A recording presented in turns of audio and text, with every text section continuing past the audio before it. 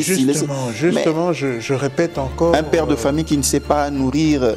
Qu'est-ce qui se passe entre nous Congolais? On ne sait pas donner des solutions à nos propres frères, à nos propres sœurs. Pour résumer ce temps, ces moments que nous traversons, on peut dire que c'est des moments difficiles. C'est des moments très difficiles que le peuple congolais est en train de vivre, où il est en train de traverser. Que les temps difficiles créent des hommes forts. À cause de la difficulté, on crée des hommes forts, et les hommes forts créent des temps faciles.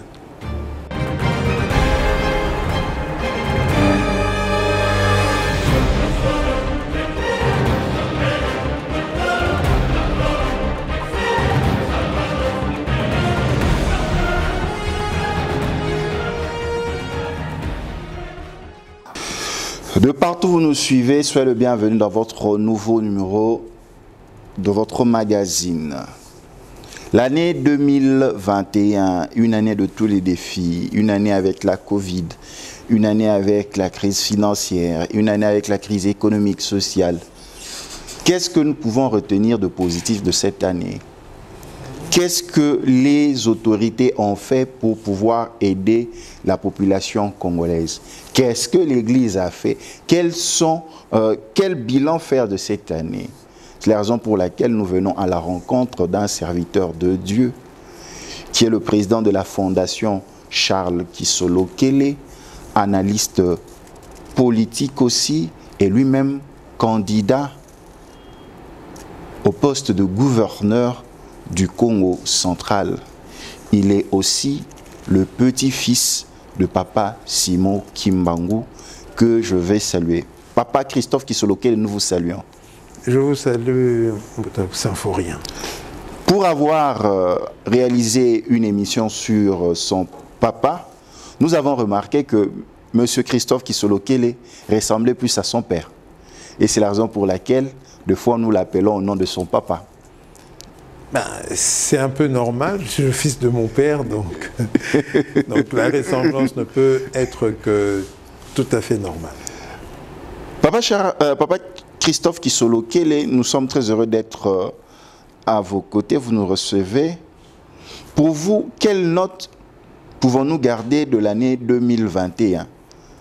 Année de la Covid-19, année de divers challenges au niveau politique, le social qui a du mal à décoller, l'économie, les questions de sécurité à l'Est. Tous ces éléments font un cocktail que les gens ne savent pas sur quel pied danser par rapport à cette année qui s'achève. Nous avons cet avantage de vous poser cette question parce que vous avez trois dimensions. Premièrement, celle de serviteur de Dieu. Deuxièmement, d'analyste sociopolitique. Et troisièmement, vous êtes un acteur social. Quelle est la note que nous pouvons garder de cette année? C'est une année qui a été assez difficile, compte tenu de la pandémie, cette pandémie de Covid qui est venue pratiquement déstabiliser l'économie, casser les tissus sociaux, et ça nous a apporté beaucoup de tourments. D'ailleurs, ce n'est pas seulement 2021, il y a 2020 aussi, qui a été très difficile. En tout cas, je pense que ça a été une année assez difficile pour tout le monde. Une année difficile, à qui la faute? On peut dire que la faute était aux politiques, au chef de l'État, au gouvernement, à la société. Nous n'étions pas assez solidaires entre nous quand les gens avaient besoin de nous.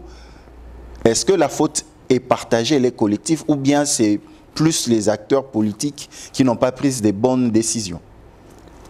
Non, je crois que l'année a été difficile d'abord par les circonstances exceptionnelles qui sont connues. C'est le coronavirus qui est venu vraiment frapper au cœur des organisations. Et à part ça, évidemment, je pense que nous avons un problème qui est récurrent, un problème de mutualisation de forces, de nos forces. Ça nous fait défaut. On ne forme pas un bloc. On ne forme pas un bloc et c'est pourquoi ça nous rend faibles par rapport aux événements qui peuvent survenir et dire je n'aime pas aussi pointer du doigt pour dire que c'est l'autre, que c'est pas moi. Non, on peut toujours faire quelque chose comme le président Kennedy l'avait dit dans une de ses phrases célèbres. Il dit, ne vous demandez pas ce que l'Amérique va faire pour vous, dites-vous plutôt qu'est-ce que vous allez faire, vous allez apporter à l'Amérique.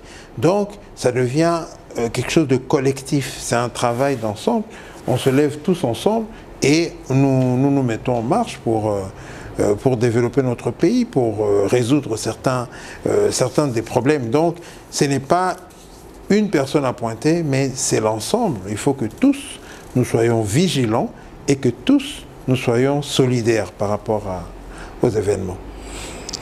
Dans ces temps difficiles par rapport aux circonstances, comme vous avez dit, est-ce que l'Église au Congo a joué son rôle? L'Église kimbanguiste a joué son rôle.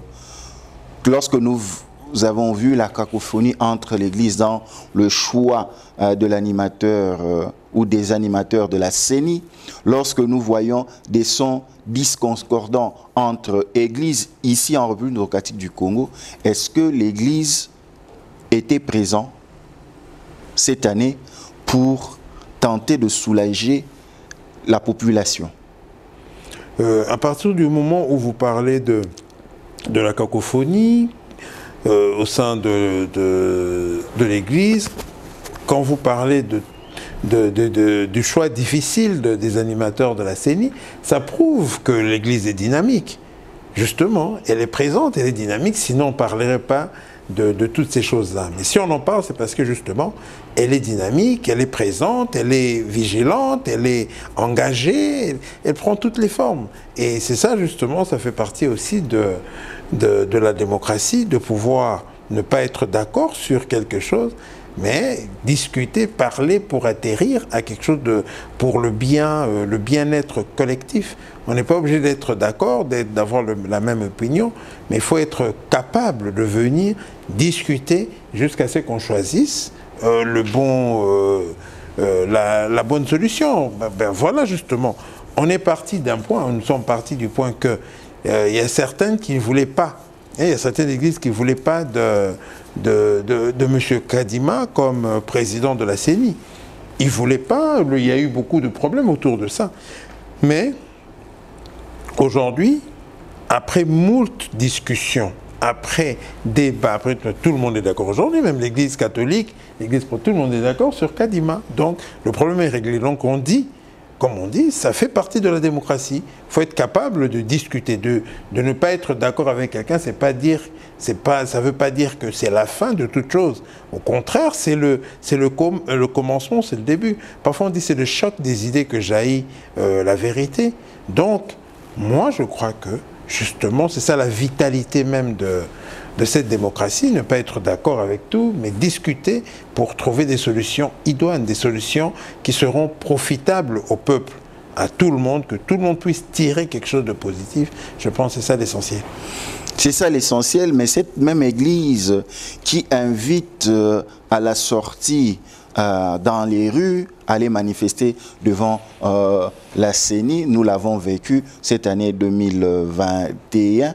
C'est cette Église, si ce n'est pas la vôtre, mais c'est quand même l'Église du Congo ou l'Église au Congo, qui veut quelque part que les gouvernants s'agenouillent vers ou devant elle. Est-ce que l'Église ne cherche pas à faire fléchir les politiques? Bon, normalement, on dit ce qui est à Dieu, ce qui est à César est à César. Donc, même dans la Bible, même dans l'enseignement, il y a une séparation de pouvoir qui se fait entre l'Église et les politiques ou le gouvernant. Moi, je pense que l'Église est là pour conseiller, accompagner, aider. Aider ceux qui gouvernent à prendre des bonnes décisions, parce que on ne va pas oublier non plus que l'Église vit au milieu du peuple. Donc c'est l'Église qui est en contact direct, c'est la première ligne. C'est la première ligne avec la population, donc on ne peut pas négliger ses avis. Donc nous, on penserait plutôt pour l'Église qui est là comme l'instrument l'instrument d'accompagnement pour nos gouvernants et non forcément être antagoniste, à moins que l'Église constate qu'il y a quelque chose de mal qui se fait, au détriment de la population que l'Église est censée encadrer. Donc s'il y a quelque chose de mal qui se fait au détriment de la population, là peut-être que l'Église peut corriger, dire que non, n'allez pas de ce sens, c'est pas bon. C'est ça son rôle, comme un objecteur de conscience. De partout où nous suivez, nous recevons pour vous Monsieur Christophe Kisolokele, appelé affectueusement Papa Christophe Kisolokele, qui est le président de la fondation Papa Charles Kisolokele. Il est le petit-fils de Papa Simon Kimbangu et c'est un acteur social, économique et il est actuellement candidat au poste de gouverneur du Congo central. Papa, qu'est-ce que vous avez ressenti lorsque vous avez vu la manière a été interpellé l'ex-gouverneur du Congo central, Atou Matubwana? Nous avons senti une fibre un peu tribale, excusez-nous de le dire. C'est comme si on avait touché à la sensibilité du nez Congo. Je crois à mon humble avis que, comme je le dis souvent d'ailleurs, un État sans justice, c'est pas un État. Là où règne la justice, c'est là où les êtres humains, les hommes, sont les mieux à même de pouvoir atteindre l'élévation, une élévation et psychologique et spirituelle qui va permettre le développement. Donc la justice, c'est vraiment une clé très importante dans la construction d'un État. Et ce qui est arrivé à notre frère Atou Matubwana, ben c'est triste que ça se soit passé, comme ça, mais c'est pas l'unique cas qui arrive. Nous avons aussi, perdu un de nos compatriotes, Olivier Mpunga. Nous avons suivi ce qui s'est passé avec le ministre d'État chargé de l'infrastructure, son Excellence Alexis Guissaro. Guissaro, oui, exactement. Moi, je crois que c'est cet ensemble, tout cet ensemble de bavures, c'est là où on doit tenir compte. Ce n'est pas parce que c'est M. Atou Matubwana qui est né Congo que ça doit... Non, ça doit être... On ne va pas traiter quelqu'un de cette façon-là. Il faut être juste. Il faut être juste et essayer de trouver des solutions, appliquer la loi telle que ça se dit, en respectant l'humain, l'être humain. Donc, il y a certaines attitudes qu'on ne peut pas avoir. Monsieur Atou Matubwana a été peut-être arrêté de façon cavalière, mais il n'est pas mort. Au moins, lui, il est vivant. Mais il y a notre frère Olivier Mpunga, lui, il a perdu sa vie. Donc, ça veut dire que il est peut-être temps de pouvoir regarder sérieusement sur l'organisation, sur l'encadrement, sur l'éducation de nos policiers, sur leur formation, pour qu'on n'a pas besoin des personnes qui ont la gâchette facile, des gens qui tuent comme ça, c'est pas bon. Il faut qu'on ait des gens bien formés et des gens qui ont ce respect de la dignité humaine. Je pense que c'est important. Papa, vous travaillez avec les jeunes.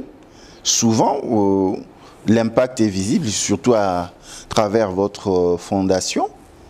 Mais à chaque fois, les Koulouna ont toujours été appréhendés de cette manière. Certaines personnes lambda dans la société. Mais pourquoi les gens s'offusquent quand ce sont, par exemple, les autorités? Est-ce que la dignité humaine dépend d'une classe sociale, d'une catégorie? Parce qu'on voit, par exemple, il y a cet élément en justice, la présomption d'innocence. Donc, des gens interpellés avec des vêtements à moitié nus, un peu humiliés. Mais est-ce qu'il ne faudrait pas enseigner dans ce pays la prise en compte de la dignité humaine, que chaque personne a droit à la dignité humaine et au respect? Mais justement, c'est ce que je viens de dire. Je parlais de l'encadrement, je parlais de l'éducation, de la formation de nos agents de l'ordre, de nos policiers. Il faut les encadrer, il faut les enseigner, il faut bien les éduquer pour qu'ils comprennent qu'il y a certaines... il y a une façon, il y a une procédure, parce que c'est pas une invention, c'est la loi qui dit ça. La loi montre quelles sont les procédures pour appréhender une personne. Donc si aujourd'hui aux États-Unis, on est en train de décrier ce qui se passe, c'est justement à cause de ce genre de bavure, parce que les procédures ne sont pas respectées. Ici aussi, c'est valable. Que ça soit, c'est pourquoi j'ai dit, il ne faut pas individualiser l'affaire. Il faut qu'on fasse un diagnostic de notre justice, de notre police. C'est ça, on doit faire un diagnostic. Il ne faut pas individualiser pour dire qu'on a fait ça à tel monsieur. Et que ça serait... Non, j'ai dit, il y a une vie, il y a eu mort d'homme. Monsieur Olivier, Olivier Mpunga Chibanda, oui, qui est mort, il est mort, il y a eu mort d'homme. Donc ça veut dire qu'il y a quelque chose qui ne fonctionne pas. Que ce soit les Koulouna, que ce soit les autres personnes, que ce soit les voleurs, que ce soit les politiciens, que ce soit tout le monde a droit au respect, hein, et à une certaine forme de dignité. Tout le monde a droit à ça. Donc c'est peut-être réviser, revoir comment est-ce que les procédures sont respectées ou pas, justement dans ce genre de cas, pour éviter ce genre de bavure. Nous sommes en train de continuer notre émission.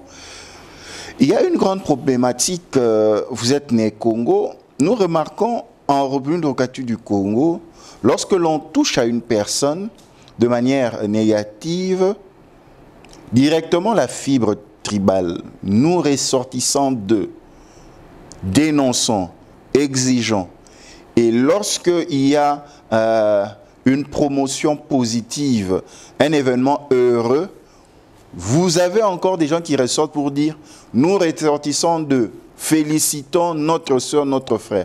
Est-ce que dans cette ère, pouvons-nous avoir toujours la fibre tribale?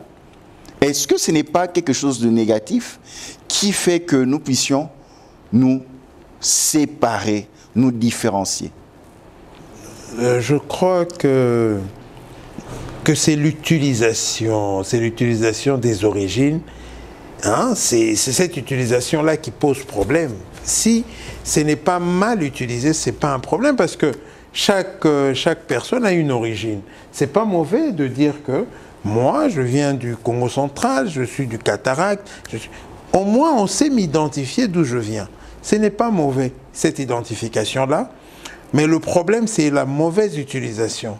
Effectivement, mal utilisée, cette fibre-là, hein, cette fibre tribale, peut créer des situations assez difficiles. Moi, le pays dont je rêvais, c'est le pays où on avait Nzuzu Mbombo qui était gouverneur dans le Bas-Congo, dans le Bas-Zaïre à l'époque. C'est ce pays-là où il y avait... l'approche des non-originaires. Oui, les non-originaires qui occupaient des places comme le vieux Villa Kikanda qui était dans le Kivu, et ainsi de suite. Moi, je rêvais de ces pays-là, parce que l'approche tribale nous emmène forcément à la ghettoisation. On part des grandes entités pour descendre vers des plus petites entités, et finalement on va se retrouver dans les familles. Mais l'appartenance n'est pas un problème, parce qu'on peut appartenir à une communauté religieuse, et ces gens-là aussi, il y a des communautés qui donnent aussi leur avis. Ils disent que nous, telle communauté, nous soutenons notre frère qui prie avec nous. Ça n'est pas un problème. Ce sentiment d'appartenance ne doit pas être un problème, à moins que nous ayons des agendas cachés. C'est la mauvaise utilisation de cette appartenance qui crée des problèmes. Maintenant, ça passe par l'éducation. Il faut éduquer les gens. Mais moi, je pense que, en ce qui concerne notre pays, nous avons quand même un très bel héritage.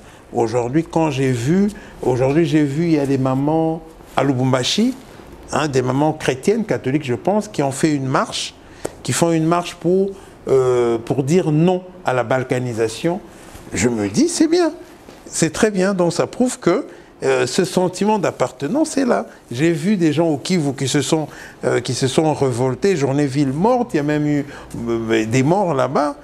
Pourquoi? Parce qu'ils ne veulent pas la présence des policiers étrangers dans notre pays. Donc ça prouve que ce sentiment d'appartenance au Congo est beaucoup plus puissant qu'on ne le croit. Donc ce n'est pas appartenir à une ethnie qui doit poser un problème. Nous, on doit combattre plutôt les personnes qui veulent utiliser ça à mauvais escient.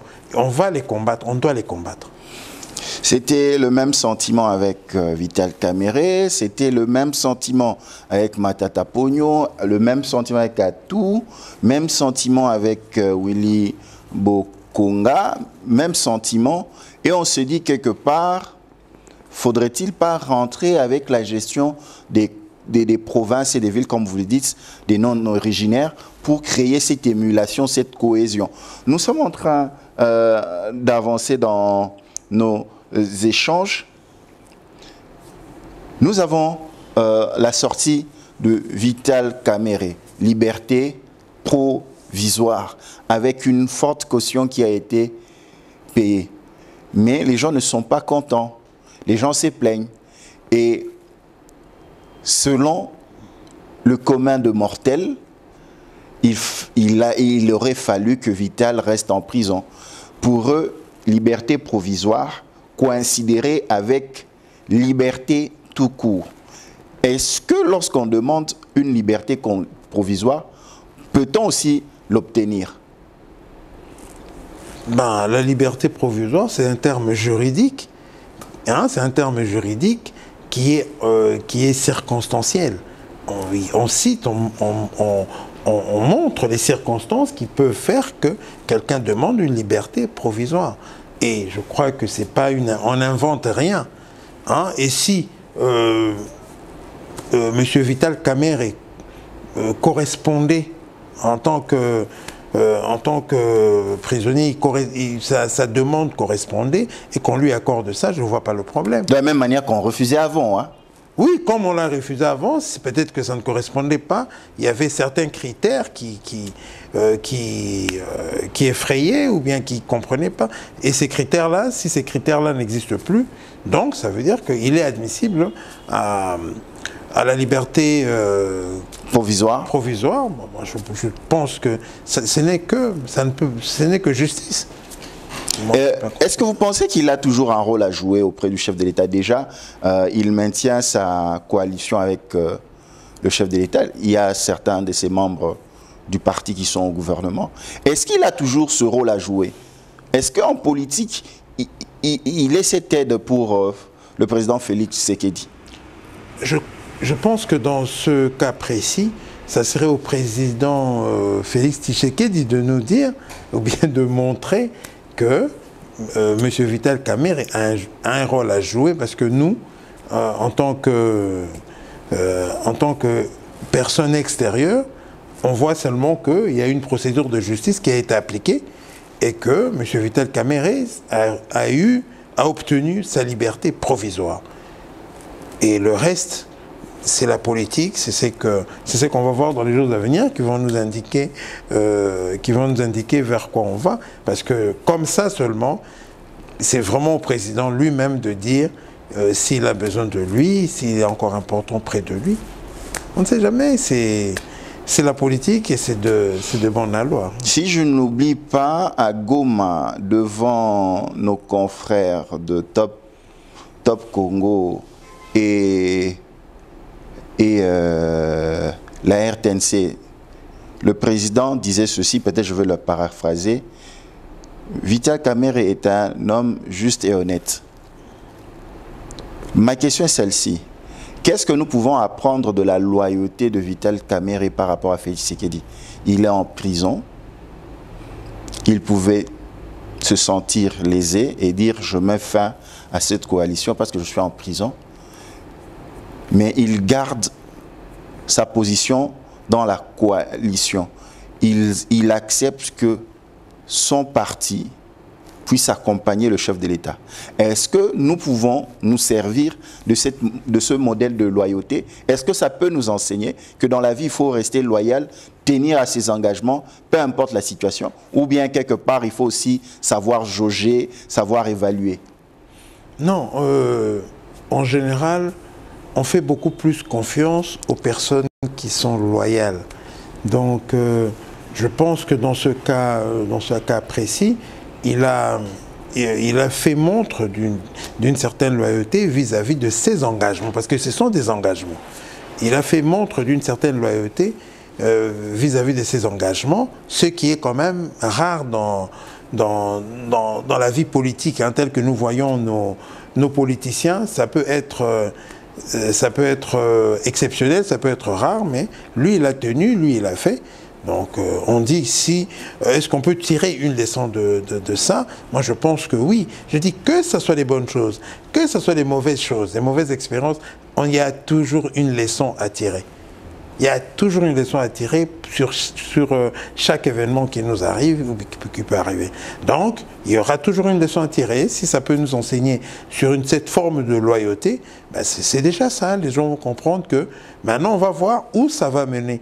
Si ça lui paye bien, au moins, si ça paye, au moins on dira, voilà, quelqu'un qui a été loyal jusqu'au bout et qui a bénéficié, qui bénéficie de telles choses, ça peut être des références pour les gens qui ne le sont pas. Il y a aussi un autre cas, dossier de justice, Matata Pogno. Une saga judiciaire. Quelle cour ou entité juridique est compétente pour pouvoir le juger? Quel est son juge naturel? Et dernièrement, nous avons vu cette confrontation avec le président du Sénat, Bahati, pour recouvrir ses immunités. Quelle lecture faites-vous de cela? Moi, je pense qu'un État, un État sans justice, c'est pas bon. Il faut que la justice règne. Et quand on parle de justice, on parle de procédure. Dans cette justice-là, il faut qu'il y ait des procédures, comme l'exemple qu'on a donné sur l'arrestation, sur le traitement des personnes qui sont arrêtées, sur le traitement de ces personnes-là. Il faut qu'il y ait des procédures et que ces procédures soient respectées et que ces procédures soient valables envers et contre tous. Pas qu'il y ait des gens qui sont... Non, que ça s'applique, que cette justice s'applique sur tout le monde. Et dans ce cas-là, moi je pense que c'est la justice qui doit s'appliquer.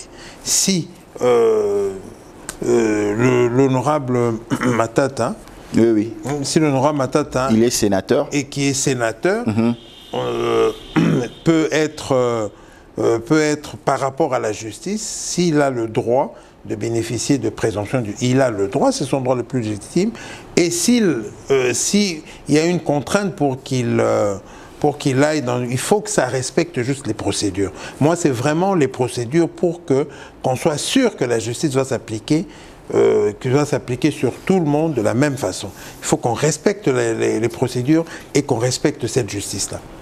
Monsieur Matata a un rôle à jouer pour ce pays.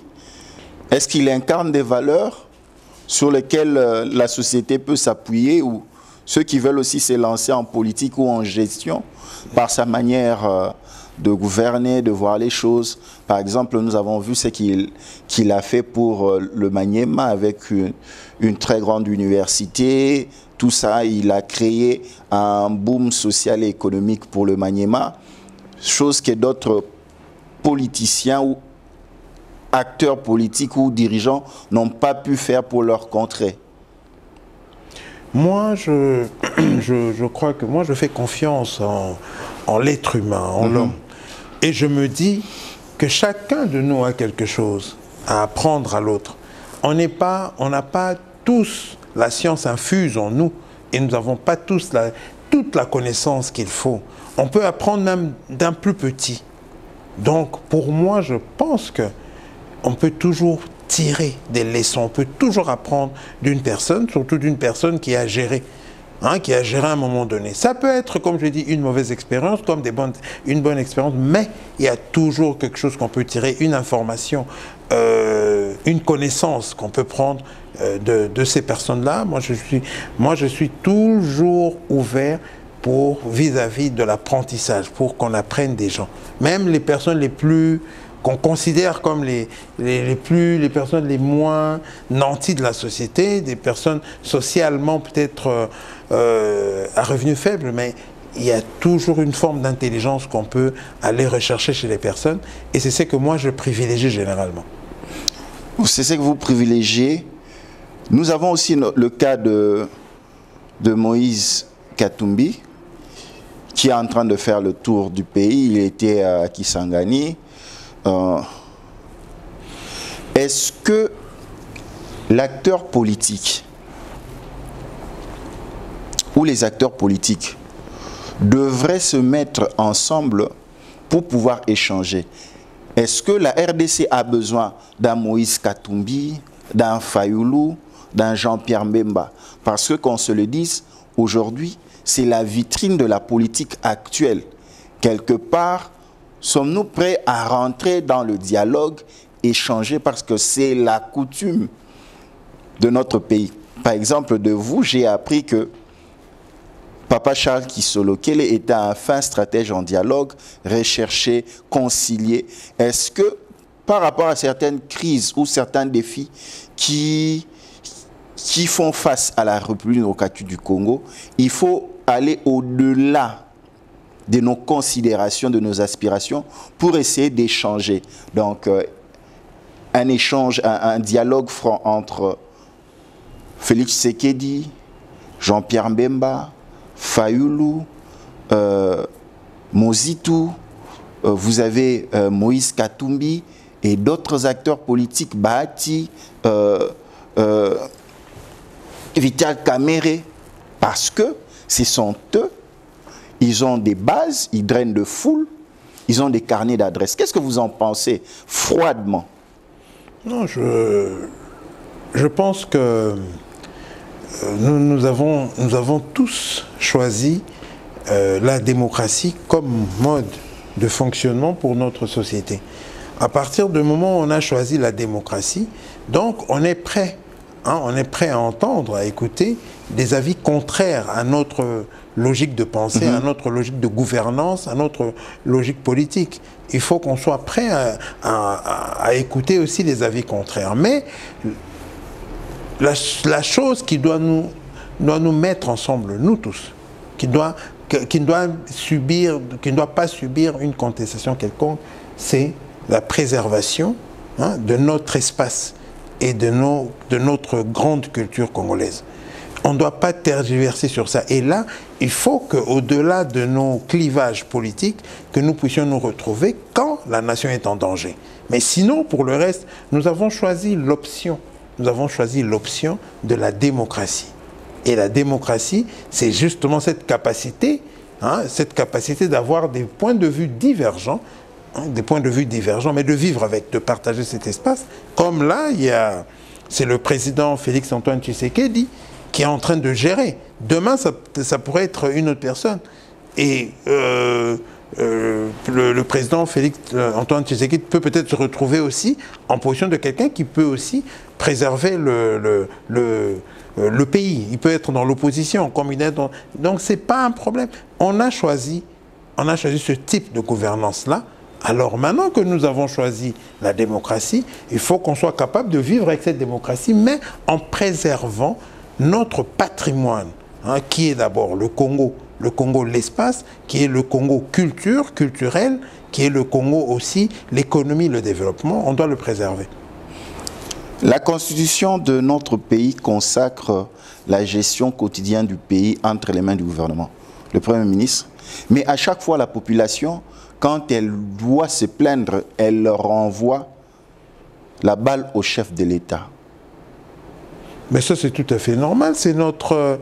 nous avons choisi ce type cette forme de démocratie qui donne le pouvoir exécutif au gouvernement Mais au-delà du gouvernement à qui on a donné le pouvoir exécutif, nous avons celui qu'on appelle le père de la nation, c'est lui qui est censé être le garant, hein, le garant du bon fonctionnement des institutions.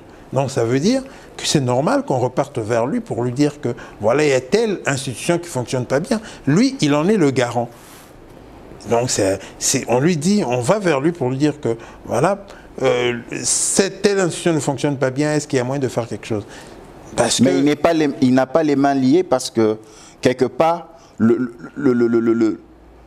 la Constitution ne le consacre pas. Est-ce que faudrait-il retourner à une démarche présidentielle, par exemple, où le pouvoir est totalement entre les mains du chef de l'État? Comme ça, la population, lorsqu'elle s'est plainte, carrément, il a les solutions à trouver. Non, nous avons choisi la démocratie parlementaire. Nous avons choisi cette forme de démocratie-là, justement pour qu'il n'y ait pas des institutions qui soient... qu'il n'y ait pas des hommes qui soient plus puissants que les institutions qu'ils représentent. Nous voulons des institutions fortes, pas des hommes trop forts. Donc c'est ce type de gouvernance que nous avons choisi. Alors dans ce type de gouvernance, vous voyez, il y a le président qui, comme je l'ai dit, c'est pour cela même qu'on l'appelle le père de la nation. Donc il est capable, il est capable aujourd'hui de peser psychologiquement, de peser protocolairement sur le gouvernement pour que certaines choses puissent se faire. C'est vrai que ce n'est pas parfait, hein, c'est pas parfait, mais justement, c'est ça la démocratie, c'est ça le jeu démocratique. On peut avoir le Parlement avec soi, comme on peut avoir le Parlement contre soi, c'est ce qu'on appelle la cohabitation. Donc, mais c'est le jeu politique. Et nous l'avons choisi comme ça. Si on veut le changer, on va regarder. C'est sûr que si on est allé vers ce type de démocratie parlementaire, c'est parce que justement, on a trouvé que par rapport à nous, c'était ça les valeurs qui nous incarnaient les plus. Maintenant, si on veut changer, si on est tous d'accord autour de ça, ben c'est une possibilité aussi qu'on choisisse ce type de gouvernance. Très chers téléspectateurs, nous prenons déjà la dernière partie de nos échanges de ce soir. Nous ne voyons pas le temps passer. Papa, c'est déjà la fin de l'année. Plusieurs soucis. Et dans des ministères, vous voyez, on est en train de regrouper certains agents pour avoir un poulet, pour avoir du riz. Nous sommes une société, nous nous posons beaucoup de questions. Est-ce que nous sommes mal tombés? Est-ce que nous pouvons être écoutés? Est-ce qu'un jour la RDC peut s'en sortir, son peuple retrouver carrément le social qu'il a été promis, ce peuple devenir digne, lever la tête? Nous avons du poisson, mais nous ne savons pas manger le poisson. Au Congo central, quand vous allez au Congo central, plus précisément à l'océan, vous trouvez du poisson. Vous allez à l'est, dans nos lacs, il y a du poisson. À l'équateur, il y a du poisson. Pourquoi nous ne sommes pas capables de trouver des solutions à nos propres problèmes? Comment répondre à ça? Moi, je pense qu'on a été... nous avons été conditionnés pendant des siècles, hein, si on peut dire. Que l'homme blanc revienne, parce que nous remarquons que lorsqu'il y avait l'homme blanc, tout était à point. Tout était à point, c'est un point de vue, hein, parce que si vous demandez aux gens à qui on coupait les mains parce qu'il n'y avait pas le rendement, si vous demandez aux membres de famille qui voyaient le défunt, un de leurs membres mourir, et on a vu l'acharnement des Belges, les colons, sur des cadavres parce qu'ils n'ont pas payé l'impôt. Si vous leur demandez ce qu'ils en pensent, si vous demandez aux 150 000 personnes qui ont été déportées, hein, 150 000 personnes qui ont été déposées, qui ont été mises dans des camps de concentration pour avoir dit que l'homme noir pouvait aussi être l'équivalent de l'homme blanc, si vous leur demandez à eux, je pense qu'ils vous diront que c'est pas une bonne chose. Moi, je crois fermement que de 1960 à maintenant, nous avons eu des hauts, des bas, mais une nation, une démocratie, un pays ne se construit pas en 60 ans. Je pense que c'est assez...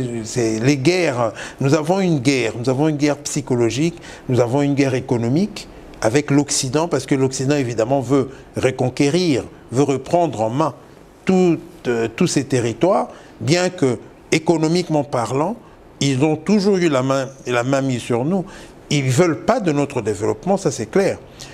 Ils veulent reprendre la main sur nous, et je pense que nous, on doit se battre. Nous devons continuer à nous battre pour créer un espace qui sera un espace de dignité, parce qu'il y a des gens, comme je dis, qui se sont donnés, qui sont morts, qui ont été déportés, qui se sont battus pour que toi et moi, nous soyons libres aujourd'hui. Mais papa, nous continuons à avoir faim. Comme là, à l'extérieur, vous savez, quelqu'un qui cherche même un 500 francs pour payer le transport, il est licencié en économie, il est juriste. Justement, je répète encore... Un père de famille qui ne sait pas nourrir... Qu'est-ce qui se passe entre nous, Congolais? On ne sait pas donner des solutions à nos propres frères, à nos propres sœurs. Pour résumer ces moments que nous traversons, on peut dire que c'est des moments difficiles. C'est des moments très difficiles que le peuple congolais est en train de vivre, où il est en train de traverser. Mais je pense, comme pour paraphraser un arabe, le créateur de Dubaï en fait, qui disait que les temps difficiles créent des hommes forts. À cause de la difficulté, on crée des hommes forts, et les hommes forts créent des temps faciles.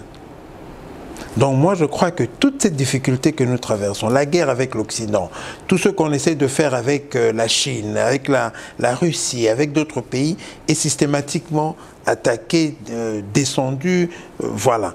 Toute cette guerre-là que nous menons, ces temps difficiles que nous traversons, va créer des hommes forts. Il va créer des hommes forts. Et les hommes forts, eux, vont créer des temps faciles.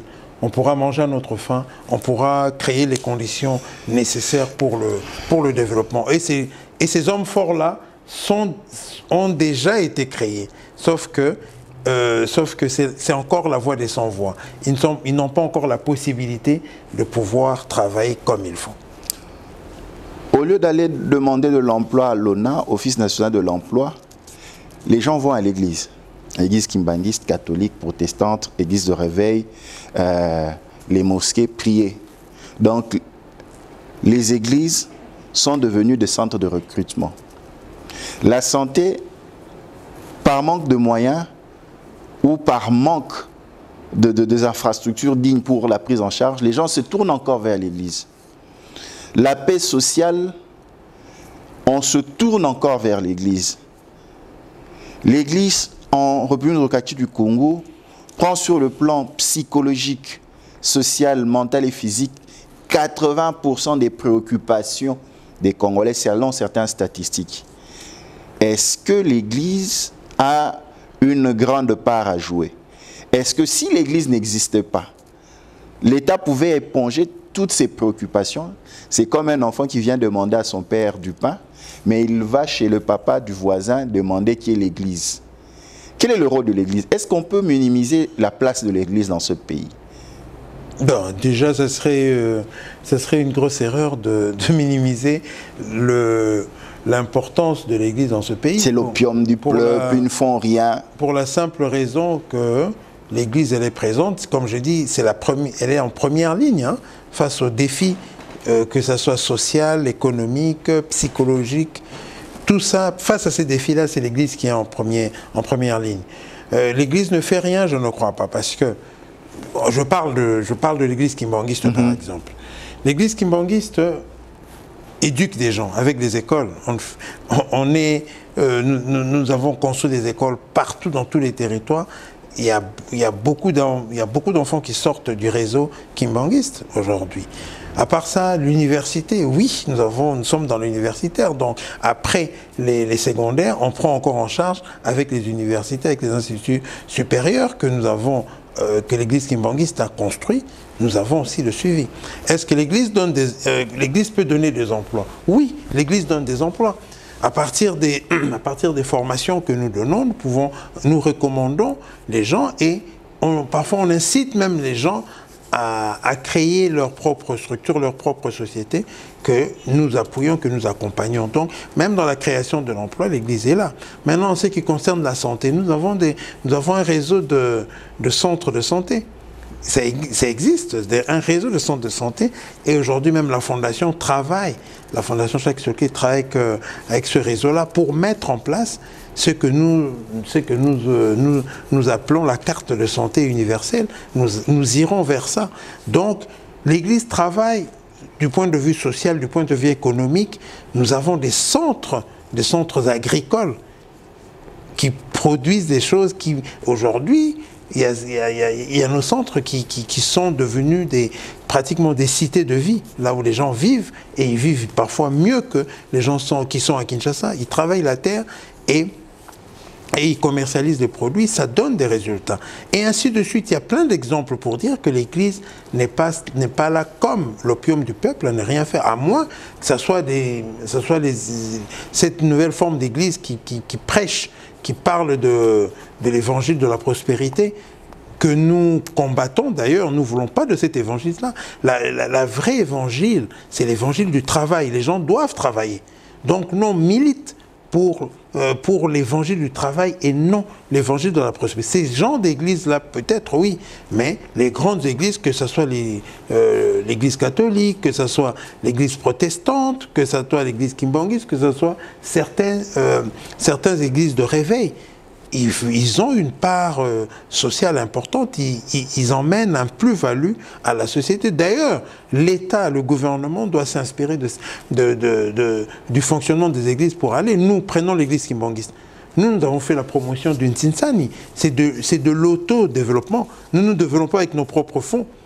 Un peu à l'instar de la Chine, qui l'a fait aussi. Aujourd'hui, nous voyons le résultat de la Chine. La Chine, c'est la première puissance économique dans le monde. Et ils sont partis, ils ont construit leur économie, ils ont bâti leur société sur ça.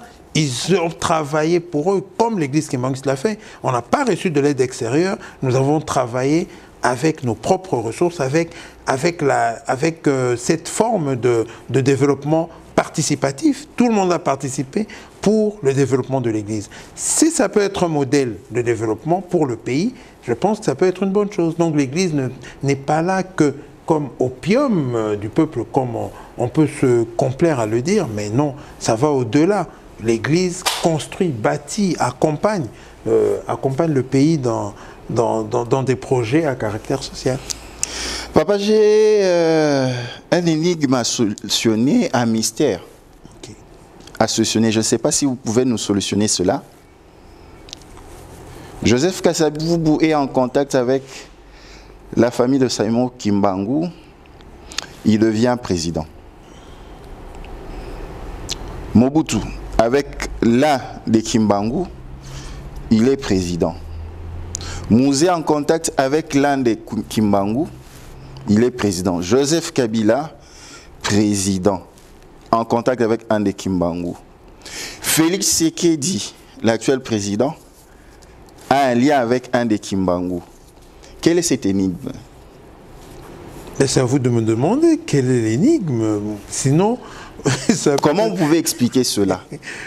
Pourquoi quand quelqu'un veut faire l'histoire de ce pays, la destinée de ce pays, il se retrouve quelque part lié à vous? Est-ce que c'est... Donc si on ne vous posait pas cette question, c'est un péché de journaliste. Non mais... Livrez-nous les secrets. C'est du point de vue spirituel ou bien du point de vue humain, parce que... Expliquez-nous du point de vue spirituel, humain, parce que je vous ai donné les preuves. Hein. Donc nous avons fait des analyses, nous avons fait des recherches. Nous avons remarqué à chaque fois qu'une personnalité qui va diriger ce pays, dans son entourage, il y a un Kimbangu qu'il a dû rencontrer. Il y a cession de pouvoir. Qu'est-ce qui se passe? Expliquez-nous ce flou qui existe là, ce flou spirituel. Qu'est-ce que vous faisiez? Non, je pense que si on veut parler du point de vue spirituel, je pense que Papa Simon Kimbangu, en tant qu'être spirituel, a beaucoup fait pour ce pays. Il a énormément fait. Il a jeté les bases de la société dans laquelle nous vivons. C'est lui qui a commencé à se battre contre les colons. Nous parlons de 1921. Donc il a commencé à se battre contre l'organisation qui était la colonie. Et il a mené ce combat-là et il s'est sacrifié, il a sacrifié. Donc ça veut dire que c'est des liens, hein, c'est des liens qui créent justement cette magie-là. Ce sont ces liens-là, c'est le sacrifice de Papa Simon Kimbangu, c'est son apport dans la construction de cette nation. Et au-delà même de cet apport-là, il y a tout ce qu'il a dit, tout ce qu'il a prophétisé, tout ce qu'il a lancé comme idée pour que nous puissions nous retrouver là où nous sommes aujourd'hui. Et on regarde qu'il y a beaucoup d'implications, que ce soit l'indépendance, que ce soit l'avocat qui a défendu la cause du pays. Vous voyez que ce lien avec Papa Simon Kimbangu existe. Et il est présent. Maintenant, peut-être que c'est ce lien-là qui fait, c'est cette